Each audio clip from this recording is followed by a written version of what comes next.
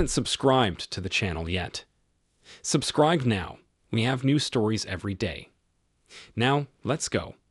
My ex-wife cheated, contracted an STD, and now, after all these years, she's desperate for my help.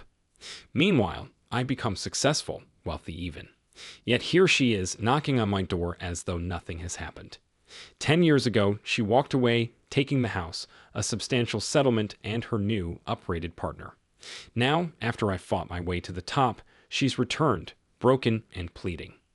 That evening, as I looked around my empty house, I reflected on what we had once shared and how everything fell apart. The hotel room was hers for the night, a final act of courtesy I had arranged for her, though every inch of me despised the idea. The hotel, the gifts, the space, it was all a reminder of her betrayal.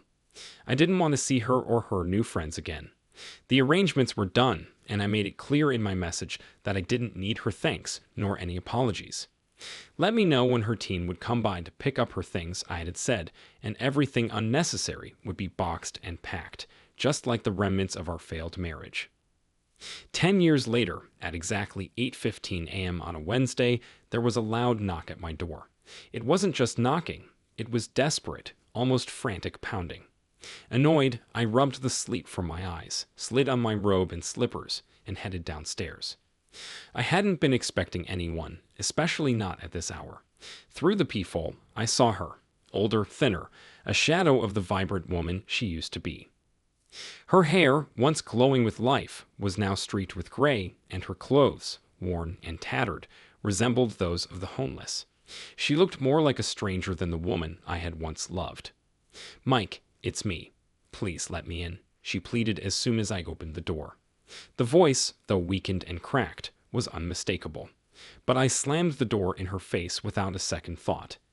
She knocked again, softer this time, her sobs now audible through the door.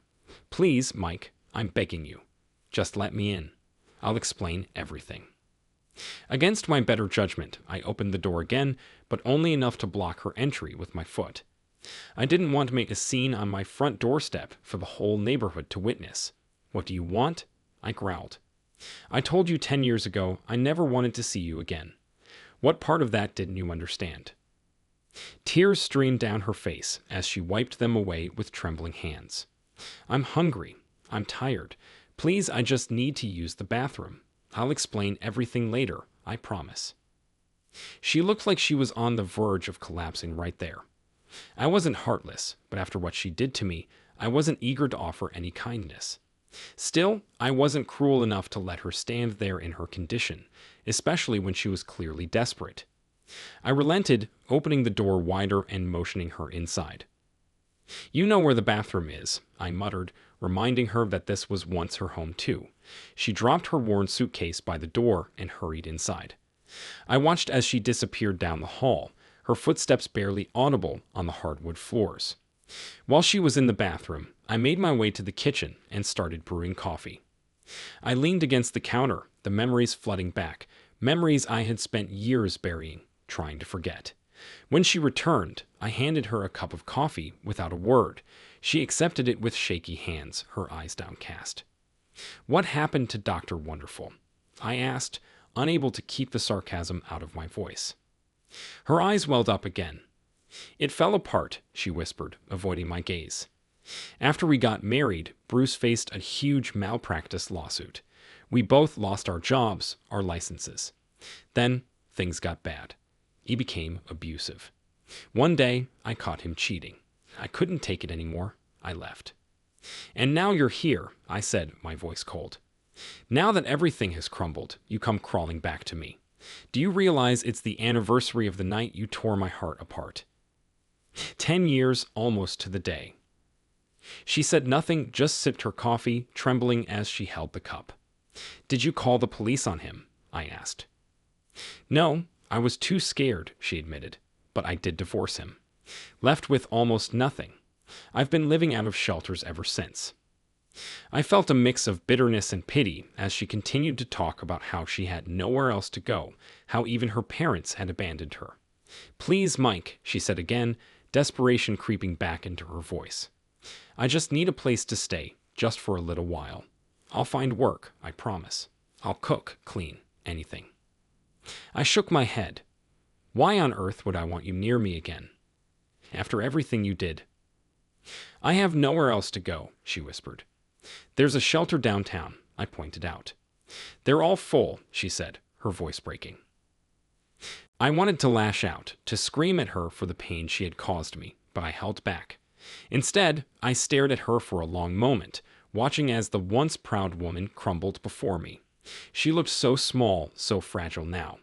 And despite my hatred, a part of me still couldn't help but feel some sympathy. Against my better judgment, I suggested we eat. I made scrambled eggs and bacon, the same way she used to make them for me. Her eyes lit up when I placed the plate in front of her, and she devoured the meal as though she hadn't eaten in days.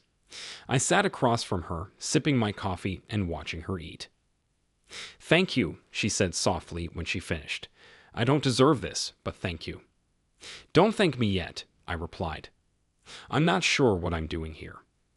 Part of me still despises you." She nodded, lowering her head. "I understand." "Go take a shower," I said bluntly. "You smell like the street." She winced but nodded. "I'm sorry," she whispered again, before disappearing into the bathroom. As she showered, I washed the dishes and thought about what to do next. I couldn't just throw her back out onto the streets, but I also couldn't let her stay. She had destroyed me once before, and I wasn't about to let her do it again. I was no longer the man I had been 10 years ago, no longer the kind, trusting soul who believed in happy endings. When she emerged from the bathroom, her hair wet and her face scrubbed clean, I saw the toll the years had taken on her. She looked fragile, a shell of the woman I had once loved. We sat in awkward silence for a few moments before I finally spoke again. "My mom's coming over later," I said. "She's always been good at figuring things out. Maybe she'll have some advice." She nodded again, looking relieved. "Your mom was always so kind to me," she said, her voice barely above a whisper. When my mother arrived, she embraced me before turning her attention to Leslie. "My God," she said softly, taking in her appearance. "It's been 10 years, hasn't it?" Leslie nodded, her eyes welling up once more. They exchanged a few quiet words before my mom turned to me and said, "Why don't you give us some time alone?" I retreated to my office, giving them space to talk. While they were in the living room, I searched online for any updates on the malpractice lawsuit Leslie had mentioned. It didn't take long to find out that Bruce had been accused of misdiagnosing hundreds of patients, over-medicating children, and racking up fraudulent medical bills. Leslie's name was mentioned a few times in the reports, though it seemed Bruce had been the mastermind behind the scheme. When I returned to the living room, my mother looked up at me with concern in her eyes.